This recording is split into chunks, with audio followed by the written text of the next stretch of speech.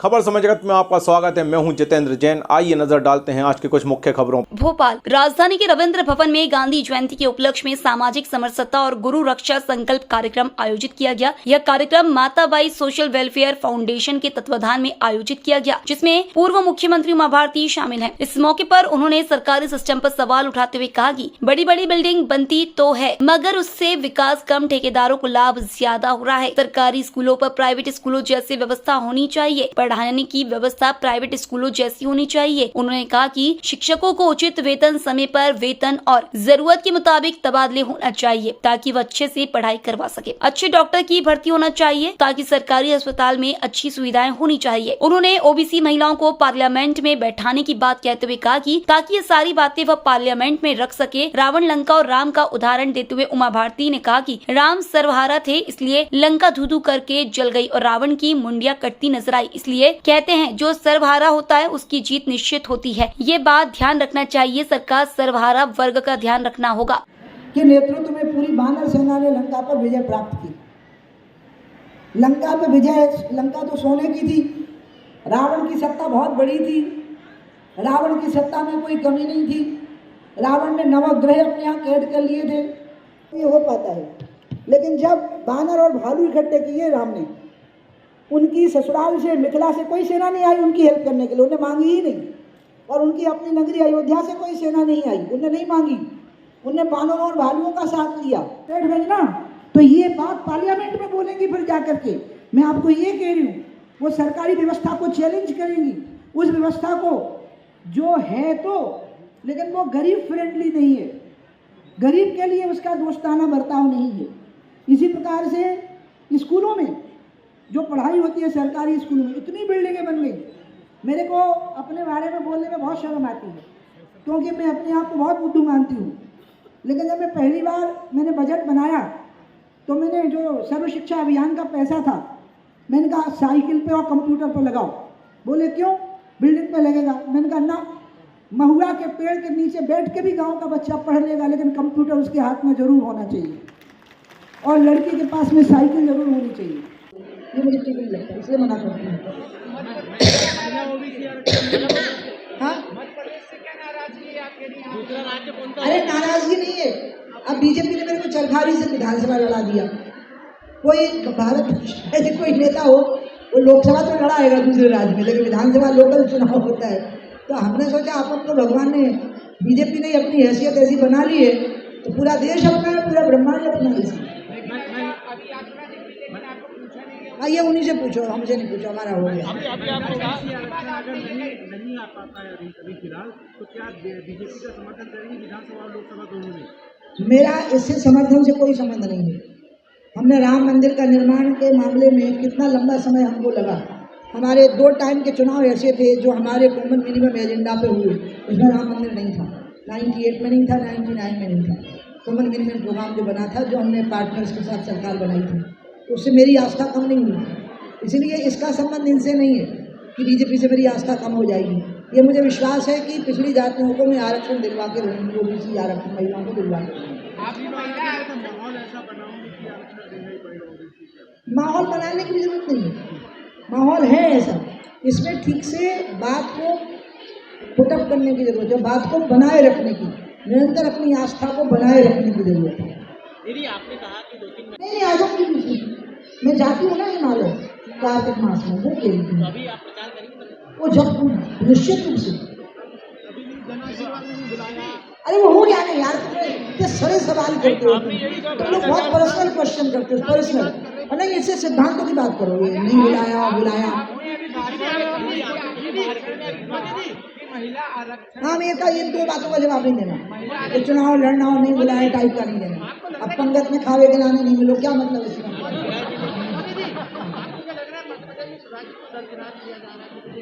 ये तो उन्हीं से पूछो। नहीं, हमको कुछ नहीं लगता। हमको कुछ नहीं लगता। ये 2 लोग बता, ये इसका उत्तर सिर्फ 2 लोग दे सकते हैं, एक जगत प्रकाश नड्डा और एक शिवराज कुमार। अरे बेचारा गाड़ी वाला बहुत देर बताओ, शरीफ आदमी है बहुत।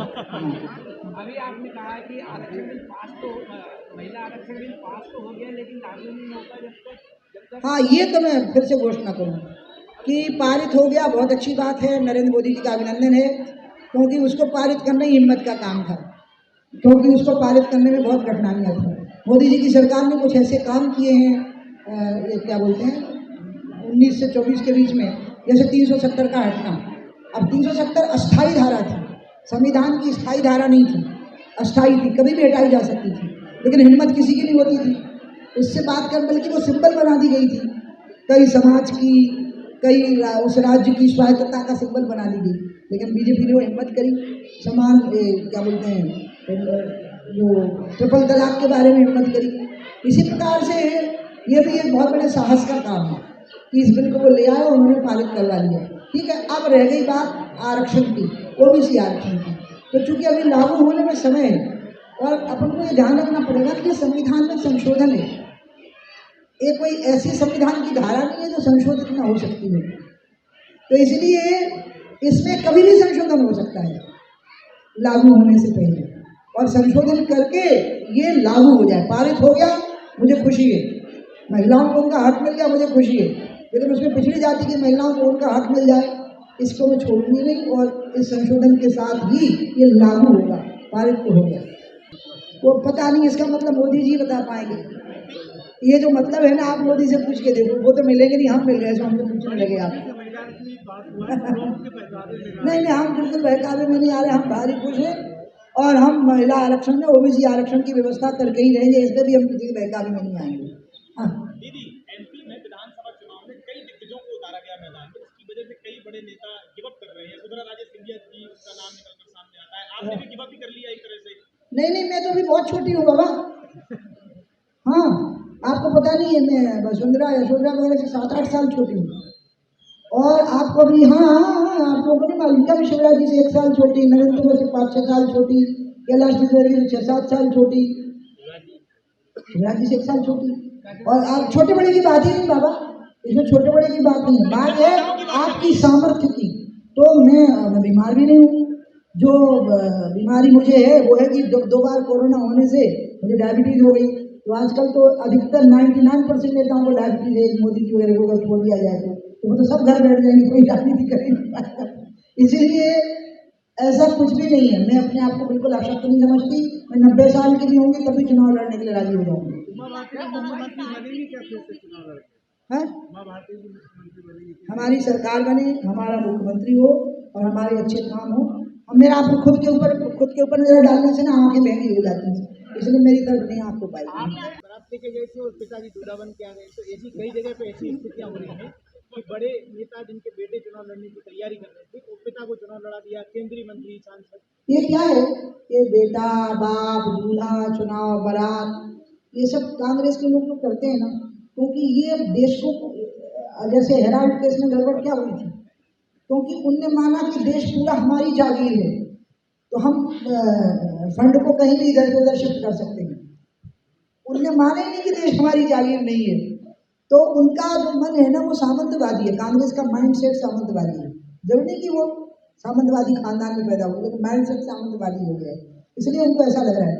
जिनको टिकट नहीं मिले आप उनसे पूछिए, वो तो खुश है, मुझे कोई प्रॉब्लम नहीं नहीं। घासीराम पटेल ने इस्तीफा दे दिया, दिलीप सिंह शेखावत वहाँ विरोध कर रहे हैं, कई जगह सीटों पर विरोध हो रहा है। घासीराम पटेल कौन है?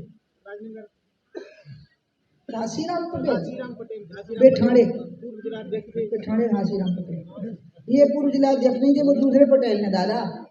तुम्हें सब पटेल एक ही लगता है क्या? सरदार वल्लभ भाई पटेल लेके घासीराम तो जेठाणी। वो नितिन गडकरी जी से पूछो, ना ना सवाल ही नहीं था, बेचारे वो हाँ रोक रहे थे। कुछ लोगों ने हाँ दी थी, नितिन गडकरी से पूछ लेना।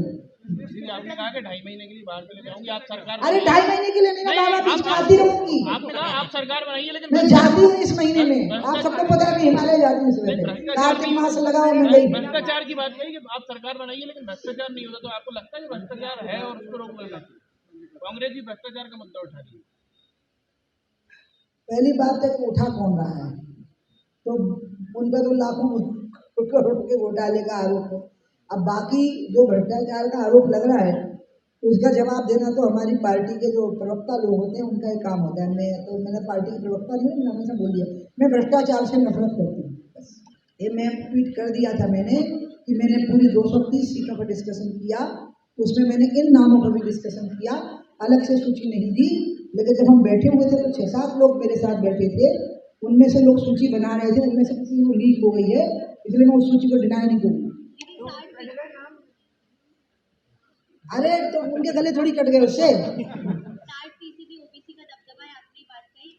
क्या दबदबा है? ओबीसी हाँ छोड़ो। शिवराज जी और आप दोनों ही ओबीसी मुख्यमंत्री बने, यही कारण रहा था क्या? अगर सरकार बनती दोबारा ओबीसी मुख्यमंत्री बनाने के रहेगा? अभी मैंने एक बात और कही भाषण में आज सबसे जरूरी कि दलितों की चिंता करने वाला सबसे बड़ा इस देश का मसीहा दलित नहीं था, वैश्य कम्युनिटी का था। और ओबीसी में एकजुटता लाने वाला व्यक्ति ओबीसी नहीं था, ब्राह्मण था। तो इसलिए आप समझ जाओ, बात चिंता करना अलग होता है, उस जाति में जन्म लेना अलग होता है।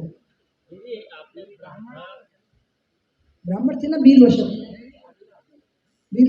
जो ब्राह्मण। अगला तो तुम प्रेडिक्शन तुम करो जी, अखबार में छपवा फिर अपने विश्वास। ये हमारी पार्टी के अंदर एक द्वंद्व विचार चल रहा है और सब पार्टी भी इस पर मंथन कर रही है, लेकिन इसको लागू करने की हिम्मत हमारी ही पार्टी कर पाई, क्योंकि मोदी जी ने बहुत चुनौतीपूर्ण निर्णय लागू किए हैं। ये 1 नेशन 1 इलेक्शन से देश में 5 साल बहुत सुख से कटेंगे, इसलिए मैक्सिमम मैंने चिट्ठी लिखी है कोविंद जी को कि 3 महीने के अंदर सब हो जाए। पहले लोकसभा हो गई, विधानसभा लोकसभा एक साथ हो गए, तो जिसकी भी सरकार राज्य में बन गई उसने 15 दिन में अपना गठन कर लिया, मंत्रिमंडल बन गया, पूरा सुख की सांस ले ली, और फिर उसने 15 दिन के अंदर ये दोनों चुनाव स्थानीय निकाय के और पंचायती राज के करके और 5 साल सुख से काम चलेगा। तो जो गतिरोध आते हैं, आचार संहिताएं लागू होती हैं कि और बहुत पैसा खर्च होता है इसमें अवरोध हो जाने के कारण, बजट बढ़ जाते हैं, स्कीम्स के वो नहीं मिला। बहुत अच्छी बात है, मैं इस पूरे देश को इस मामले में मोदी जी का साथ देना चाहिए। दीदी आपको लगता है कि देश में समय आ चुका है कि जाति का जनगणना होनी चाहिए? मैंने कहा, मैंने अभी पहले उत्तर दिया है इसका कि कुछ बातें ऐसी हैं जिन पे मैं खुलेआम बोलता है, क्योंकि वो मुद्दे मेरे पहले से थे। जैसे राम मंदिर का निर्माण, ये कोई बीजेपी की वजह से मैं नहीं बोली, मैं 12 साल की उम्र से बोल रही थी, बल्कि 10 साल की उम्र से। रामचंद्र दास परमहंस जी मुझे अयोध्या जी में प्रवचन के लिए बुलाए, तो मुझे ले गए वहाँ, महंत रामचंद्र दास परमहंस, और वो मुझे ले गए। तब से मेरे मन में था कि हाँ मंदिर बनना चाहिए, इसलिए बोली। ओबीसी आरक्षण की बात 96 से मेरे मन में है, तब से मैं इस पर कायम हूँ। तिरंगा की बात मेरे मन में हमेशा रहती है कि कारगिल में तिरंगा फहराने के लिए कितने लोग शहीद हो गए थे। ये आस्था के विषय हैं, लेकिन नीतिगत जो विषय होते हैं जिसमें मैं सबके साथ सहमत होती हूँ, वो उस बात को ओपन नहीं बोलूँगी, प्रवक्ता बोलेगा। मैं अपनी राय जरूर दूंगी, आपकी राय क्या है? मैं आपको थोड़ी दूंगी, पार्टी के प्लेटफॉर्म पर दूंगी। तो राहुल गांधी भी बोल के गए थे कि हमारी सरकार आएगी तो महाकाल की नगरी में वो लड़की जिस तरह से घूमी है, शर्मनाक है। छोटी बच्चियों के साथ दरिंदगी शर्मनाक है। ये शराब और नशे के कारण ही तो होता है। जितने भी लोग ये दुष्कर्म करते हैं, वो जब उस समय पर करते हैं तो वो शराब में ये होते हैं या नशा लिए होते हैं। इसलिए तो मैं शराब का विरोध की थी। इनका विवेक खो जाता है, इनको विवेक नहीं रहता बिल्कुल, और जब पुलिस की मार पड़ती है तब तो इनको होश आता है कि हमने क्या कर दिया है। तो इसलिए ये तो इतना शर्मनाक है कि मैं इसके डिफेंस में बिल्कुल नहीं बोलूँगी, मैं इसके बारे में प्रोटेक्टिव स्टेटमेंट नहीं दूंगी। मैं इसकी निंदा करूंगी, भर्त्सना करूंगी, लेकिन मैं ये भी कहूंगी कि हमारे देश में मध्य प्रदेश पहला राज्य था जिसने फास्ट ट्रैक कोर्ट बनाया था दुष्कर्म पीड़ित बालिकाओं को फांसी की सजा देने के लिए।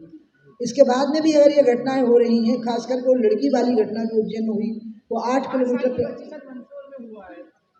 वह तो दुर्भाग्यपूर्ण शर्मनाक है ही, लेकिन साथ में 8 साल की बच्ची खून से लथपथ पैदल चली है 8 किलोमीटर।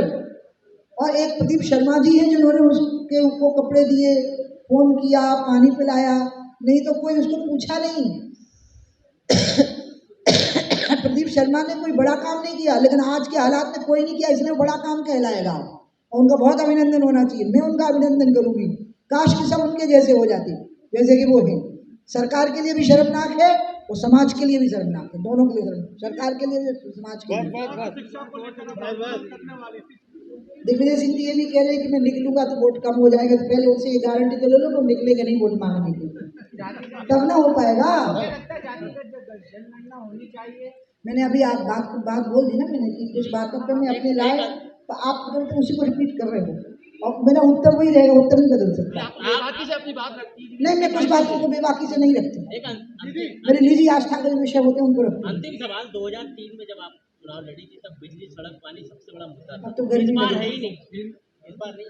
तो बिजली सड़क पानी बन तो चुके, सड़क है बहुत अच्छी, अमेरिका जैसी बन गई, और पानी भी है हर घर में, नल और नल में जल की योजना भी आ गई, और क्या बिजली सड़क बिजली भी है, सरप्लस है बिजली में, सरप्लस या सरप्लस। तो आपको पूछता हूँ, सौगातें फ्री में बांटना। खबर समय जगत के लिए संवाददाता आदित्य सराठे की रिपोर्ट।